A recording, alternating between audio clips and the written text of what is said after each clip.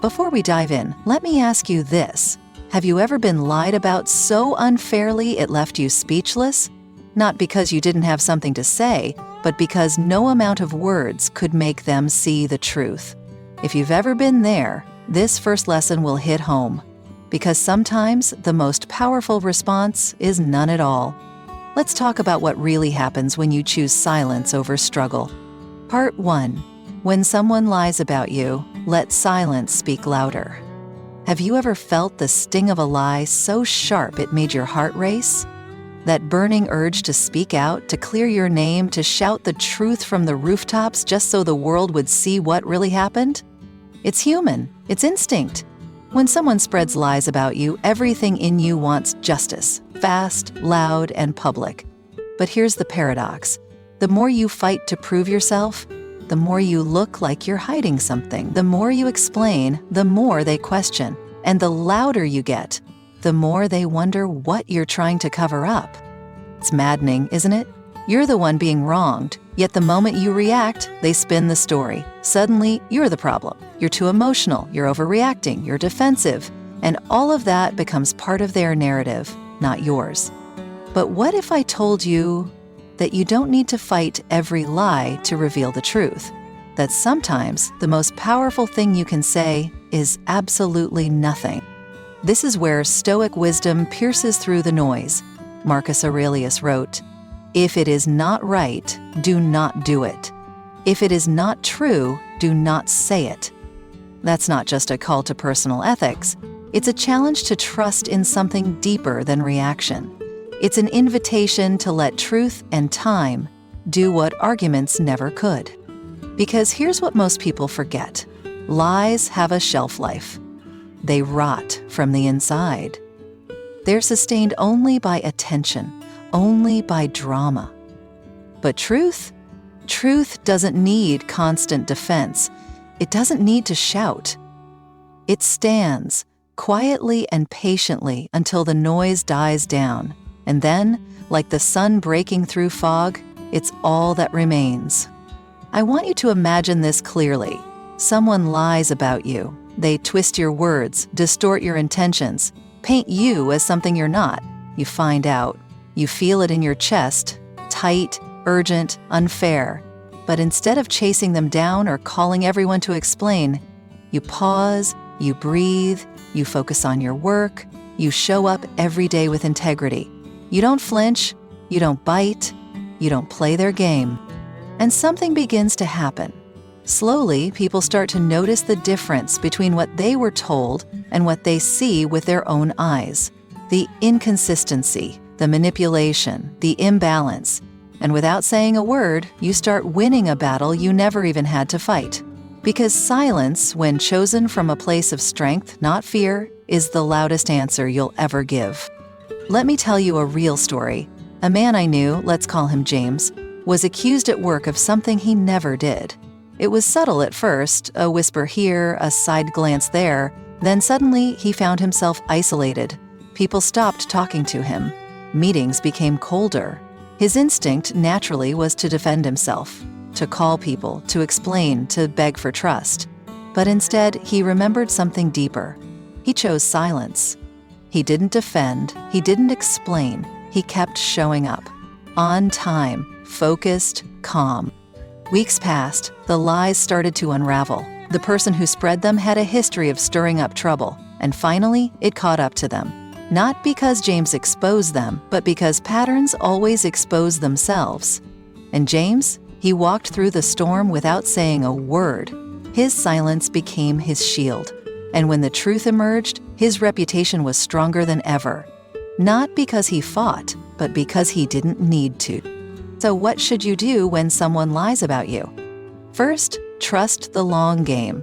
Lies spread fast, but truth settles deep. The people who matter will see through the smoke eventually. You just have to hold your ground long enough for the air to clear. Second, protect your energy. Every moment you spend chasing down rumors is a moment stolen from your peace. And no one, not a single person spreading lies, deserves that. Third, remember that silence isn't passive. It's intentional. It's a choice to take the higher road, to rise above the mud, and to live in such a way that no one would believe the lie in the first place. At the end of the day, your dignity is not something others give you. It's something you either protect or surrender. And when someone tries to drag your name through the dirt, don't dive in after them. Stay where the ground is solid. Let them play in the mud. Let them exhaust themselves, and let life, karma, and time reveal who they truly are. You don't have to chase justice. Sometimes it circles back, all by itself. You just have to be still enough to watch it land. Part 2. When someone betrays you, let go without a sound. There's a silence that hits differently. Not the calm of peace, but the stillness that comes after betrayal. That moment when your heart drops, when you realize that someone you trusted chose themselves over you. Not by accident, not out of confusion, but with intention. They lied. They broke a promise. They looked you in the eye and did it anyway. And you're left sitting with questions you'll probably never get answered. Betrayal is one of the most jarring human experiences because it doesn't just hurt, it shakes your belief in people. It makes you wonder, was anything real? Did I miss the signs? How could they? And your first instinct? It's to confront, to demand an explanation, to try and make them see what they've done. But here's the reality most people won't admit. Those who betray you rarely believe they're in the wrong. In their minds, they've already justified it, twisted the logic, rewritten the story, and any attempt to reason with them only gives them more material to twist. So what do? You do the one thing they never expect. You go silent. You walk away. Not because you're weak, but because you've outgrown the need to be understood by someone who chose to misunderstand you. This is where Stoic wisdom becomes your anchor. Seneca once said, "A gem cannot be polished without friction, nor a man perfected without trials." Betrayal is one of those trials. It's not just an injury, it's an awakening. A painful but clarifying moment that separates who belongs in your life from who never deserved to be there in the first place. And that's the power of silence. It doesn't chase, it doesn't plead, it doesn't perform, it simply exits. And in that quiet departure, something profound happens. The betrayer is left alone with their guilt, their choices, their consequences.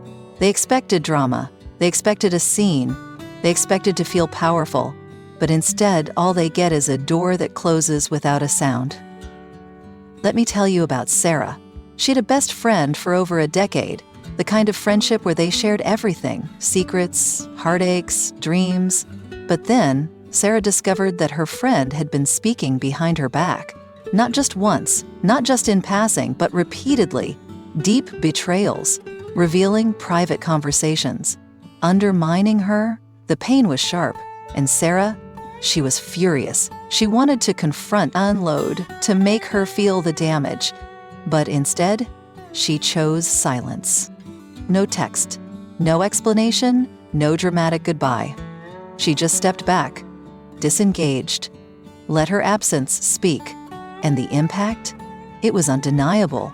The friend expected a fight. Instead, she got indifference. And that silence, it echoed. It made her reflect. Maybe not right away, maybe not with honesty, but deeply enough to feel the loss. Because when someone expects chaos and gets composure, they're forced to face their own reflection without distraction. So, how do you handle betrayal the Stoic way? First, accept what happened without illusion. Don't try to repaint the past. Don't cling to the version of them that made you trust them in the first place. Accept that they showed you who they are, finally, fully. Second, stop explaining. You don't need to outline their wrongs to them. They know, even if they won't admit it. And if they don't, that's not your burden to carry. And third, walk away with dignity. No second chances, no back and forth, just presence, followed by absence. Your silence is not a punishment. It's a declaration. I value my peace more than your excuses at the end of the day. Betrayal reveals more about them than it ever did about you. And while they may tell their version of the story to others, the real proof is in how you carry yourself afterward. With grace, with grounded strength, with a quiet refusal to give someone a second opportunity to hurt you. You don't need closure when you've found clarity. You don't need revenge when you have peace. And you don't need to scream to make an impact. Sometimes the loudest thing you can do is disappear completely. That's not weakness. That's evolution. Part 3. When someone insults you, don't give them your fire. Insults come dressed in many forms: a sarcastic jab, a passive-aggressive comment, a subtle dismissal that lands heavier than any shout. They're words designed not to spark a conversation, but to spark a reaction, and that's exactly what the insulter wants. A reaction. Your anger, your frustration, your defensiveness, anything that proves they touched a nerve. But here's the truth. Responding to insults doesn't validate your worth, it validates their strategy. Insults are not about truth, they're about control.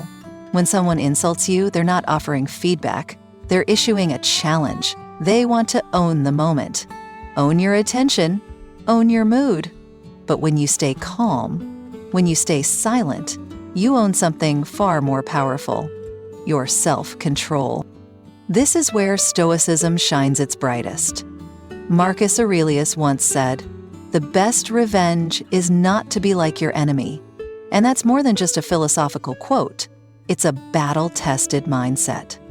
Because when you lower yourself to their level, you give them the very thing they want: your energy. Now think about this. Someone takes a shot at you. Maybe it's at work, maybe it's in front of others, maybe it's online. Your instinct might scream, "Say something, defend yourself, shut them down." But what if you didn't? What if you simply looked them in the eye, held your ground, and said, "Nothing"? That silence? That calm indifference? It rattles them far more than any comeback ever could, because it tells them, "You don't have that kind of power over me." Let me share a story. A man I knew, let's call him David, was recently promoted at his job. At a company event, a jealous coworker decided to embarrass him. In front of a group, he said, "Wow, I guess they're handing out promotions to just anyone these days." The room fell quiet. All eyes turned to David, waiting for his response. He could have clapped back. He could have made a scene. But instead, he smiled, looked the man in the eye, then calmly turned and kept walking. And in that moment, David won, not by saying more, but by saying nothing. The coworker was left standing there, exposed. His bitterness was obvious, his intention was clear, and without a reaction to feed on, he shrank under the weight of his own pettiness. So what can we learn from this? First, understand that insults say more about the person delivering them than the one receiving them. People who constantly insult others are usually leaking their own insecurities. They're looking for someone to carry their emotional baggage for them. Second, realize that silence is not submission, it's strategy. It's the ability to choose peace over petty, to choose elevation over ego, and to let your confidence speak louder than any comeback ever could. And third, remember that emotional detachment is power. When you don't flinch, don't snap, don't explain, you show that your identity isn't shaped by the noise around you, it's anchored from within. It's easy to think that silence is weakness, but in reality, it's the exact opposite. Silence in the face of provocation is strength under pressure. It's a refusal to be moved by someone else's storm. You don't owe anyone a reaction just because they threw you an insult. You don't owe them the satisfaction of watching you lose your cool. You owe it to yourself, to your dignity, to your discipline, to remain still when others want you shaken. At the end of the day, you're not defined by what people say about you. You're defined by what you choose to do in the face of it. So when someone insults you, don't let them borrow your fire. Let them burn themselves out, while you stay grounded, unbothered, and completely untouchable. That's the power of silence. That's the strength of the Stoic. Part 4. When they play the victim, let the curtain fall on its own. There's a unique kind of frustration that comes when someone rewrites the story and casts you as the villain. Not because it's true, not because you did anything wrong, but because they've found that playing the victim gets them exactly what they want: attention, sympathy, and protection from accountability. It's subtle at first. They don't confront you directly. Instead, they twist conversations, omit contexts, paint themselves as helpless.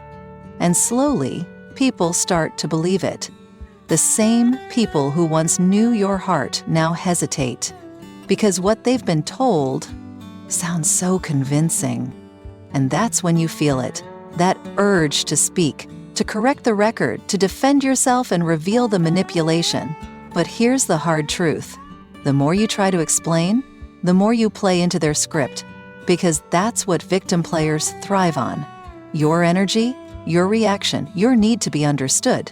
And when you give them that, they spin it, twist it, use it. Suddenly, your clarity looks like aggression, your self-defense looks like guilt, and your voice gets buried beneath their performance. This is where Stoic philosophy gives us a powerful tool. Not louder words, but stronger stillness. Epictetus said, to complain is always non-productive and never appropriate.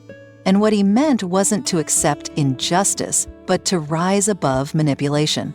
To let truth unfold through patience, not panic. When someone plays the victim, you don't need to counteract every lie with an argument. You don't need to prove your innocence to people committed to misunderstanding you. What you need is to step back, withdraw your participation, and let time handle what words cannot. Let me tell you about Rachel. She worked with someone who constantly used victimhood as a strategy. Anytime she was held accountable for her mistakes, she'd twist the situation, turn the spotlight on Rachel, cry in front of the right people, say things like, "I can't believe she would treat me this way. I would never hurt anyone." And because she did it with such emotion, people believed her. At first. Rachel tried to reason with her. She brought evidence, spoke to HR, tried to appeal to logic, but nothing worked. In fact, the more she defended herself, the worse she looked. So eventually, she changed strategy. She went silent. She stopped reacting. No more justifications, no more engagement. She simply did her work, remained professional, and let the story unravel without her. And it did. The coworker played the same game again and again and again until people started to notice the pattern, the emotional outbursts, the constant drama, the trail of blame, and slowly credibility shifted. The one who cried victim too many times was finally seen for what she was, a performer who had exhausted her script. And Rachel? She kept her dignity, her peace, and eventually the truth won without a single argument. So how do you handle someone who plays the victim? First, don't step on their stage. The moment you react, you become part of their production. Let them play the role alone. Second, maintain your character. Let your integrity speak louder than your words. Patterns are powerful. People may be fooled once, even twice, but not forever. Let your actions be steady enough that others can see the contrast. Third, trust the process. Manipulators might win the moment, but they lose the long game. Their stories eventually collapse under the weight of inconsistency, and when they do, you'll still be standing silent, strong, and untouched. At the end of the day, not everyone wants resolution. Some people just want control. And the only way to win that game is to stop playing.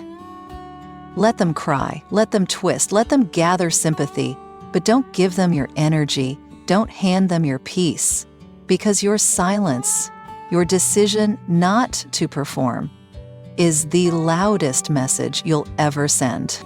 And when the curtain falls and the audience starts to question what was real and what was staged, you won't have to say a word, because the truth reveals itself, always.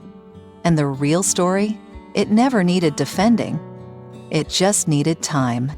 Part 5. When they ignore your worth, let your absence do the talking. There's a kind of pain that doesn't scream, but lingers. It's the feeling of being invisible to someone you've shown up for over and over again. You give, you support, you check in, you offer your presence, your energy, your love, and in return, you get indifference, dismissiveness, silence, and maybe worst of all, being taken for granted. It's subtle at first. You tell yourself they're just busy, that maybe they didn't mean it, that it's just a phase.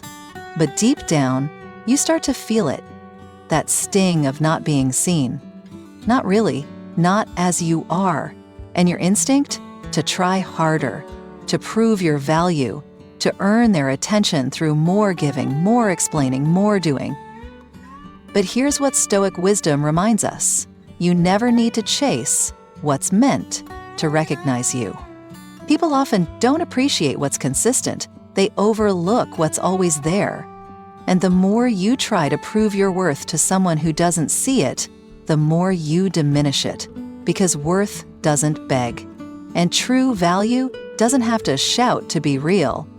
Seneca once said, "Time discovers truth." And that applies to worth too, because sometimes the only way for someone to see your value is to experience life without it. Let me tell you about Jake. He was the kind of man who showed up for everyone. Friends, co-workers, even distant relatives. He made the calls, sent the messages, remembered the birthdays. He was present, thoughtful, available. But over time, he began to notice something. The effort wasn't mutual. If he stopped reaching out, days turned to weeks in silence. If he didn't show up, no one asked where he'd been. The connections he thought were strong turned out to be one-sided. At first, he was tempted to try harder, to re-engage, to remind people what he brought to their lives. But then he did something different. He stopped chasing. No drama, no declarations, no cold goodbyes, just silence, stillness. And what happened? Some people disappeared completely. No messages, no concern, no effort. And that hurt. But it also gave him clarity, because the ones who truly valued him reached out. They noticed the quiet, they felt the absence, and they responded, not out of guilt, but because they cared.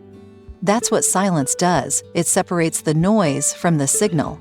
It shows you who's really connected to you and who is only comfortable with your presence as long as it required nothing from them. So how do you handle being ignored, being undervalued, being overlooked?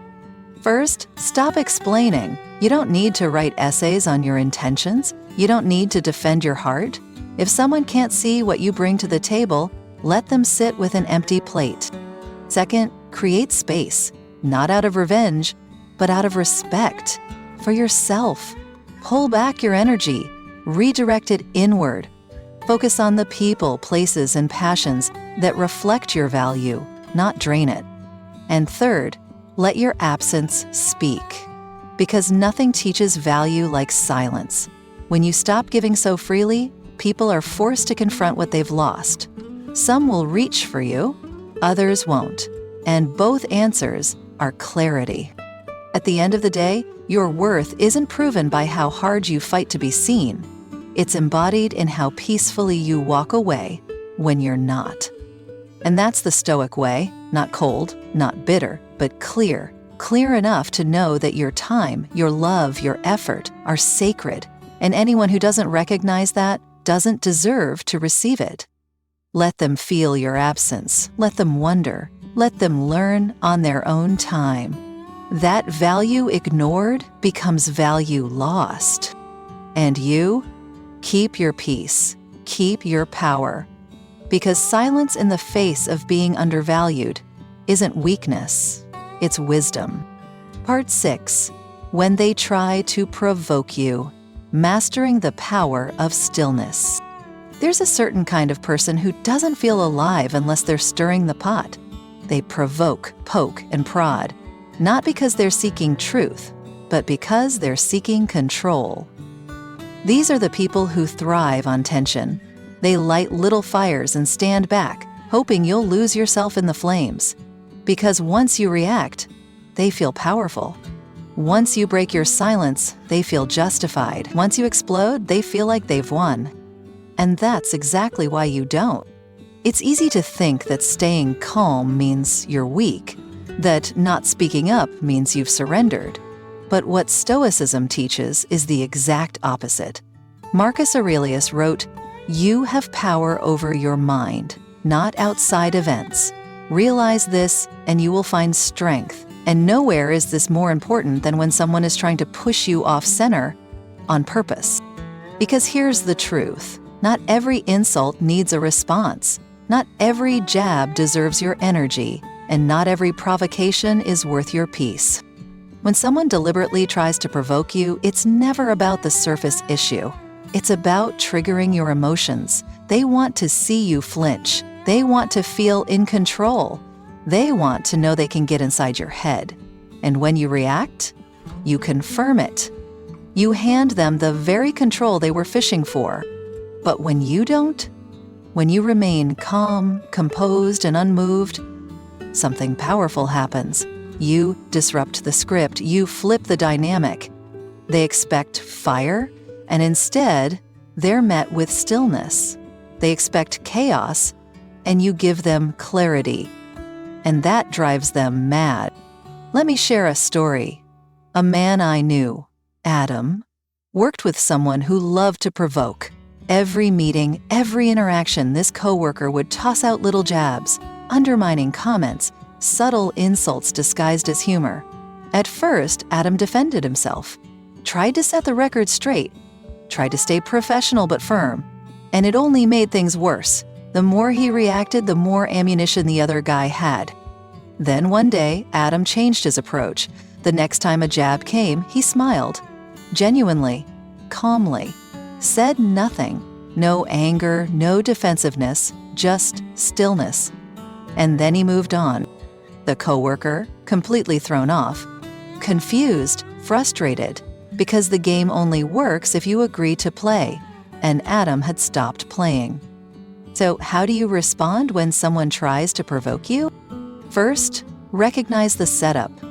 If someone is constantly trying to get a rise out of you, it's not accidental. It's a tactic.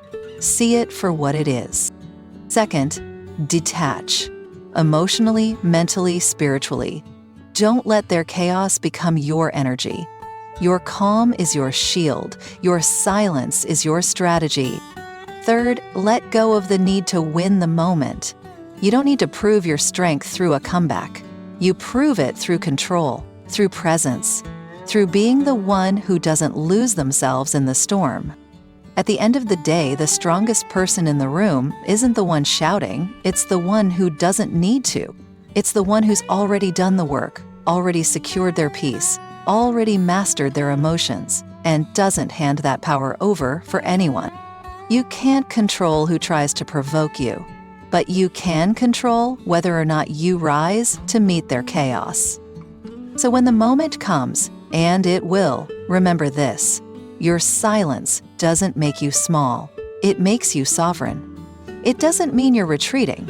It means you've risen above. And when they finally give up, because they will, you'll still be standing, calm, clear, unshaken, because you refused to be pulled into their storm and chose instead to be the mountain that never moves. Part 7. When they regret losing you, stay silent and let karma speak. There's a moment that always comes, maybe weeks later, maybe years, but it comes. It's the moment they realize what they had is gone. When they remember your loyalty, your consistency, your love. When they sit in the silence you left behind and finally feel the weight of their own choices. And in that moment of regret, they reach back, not because they've changed, but because they finally felt what it means to lose someone irreplaceable. But here's the thing, your return is not their reward. Regret is not your responsibility. You don't owe closure to someone who dismissed your presence. You don't owe conversation to someone who only learned to value you in your absence. And you absolutely do not owe them another chance to do it all again. If they had truly seen your worth, they never would have risked losing it in the first place. The Stoics teach us that detachment is not coldness, it's clarity. Epictetus said, No man is free who is not master of himself. And being a master of yourself means knowing when to walk away and not turning back just because someone finally woke up. Let me tell you a story. A woman I know, Olivia, was in a long relationship. She gave everything. Her time, her patience, her kindness. She showed up through every hardship. She forgave, she waited, she loved fully. But her partner? He took it all for granted. He assumed she'd always be there. Until one day, she wasn't. She didn't yell, didn't beg, didn't write a long message trying to explain the hurt. She simply left with silence and finality. No drama, no breadcrumbs, just absence. At first, he thought it was a bluff, that she'd come back like always, but weeks passed, then months, and he started to feel the gravity of what he'd lost. He reached out, with apologies, with long messages, with confessions of regret. But by then, she had healed. She had moved on, and what he wanted to reclaim, she no longer had to offer. Because silence gave her something no argument ever could: freedom. So how do you handle someone who regrets losing you? First, don't mistake regret for growth. Feeling sorry is easy. Changing is hard. If they only value you after you're gone, ask yourself, did they truly value you at all? Or did they just miss what you gave them access to? Second, don't respond for closure. You are the closure. Your silence, your distance, your healing. That's the ending they earned. And third, remember this. Sometimes the best lesson you teach someone is through your absence, not your words. By not returning, by not reopening the door, by letting them feel the full consequence of losing someone who only ever gave from the heart.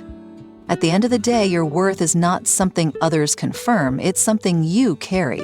And if someone couldn't see it while they had it, their regret is not your problem to solve. Let them sit with it. Let them grow if they choose to. Let karma complete the lesson in ways you never have to.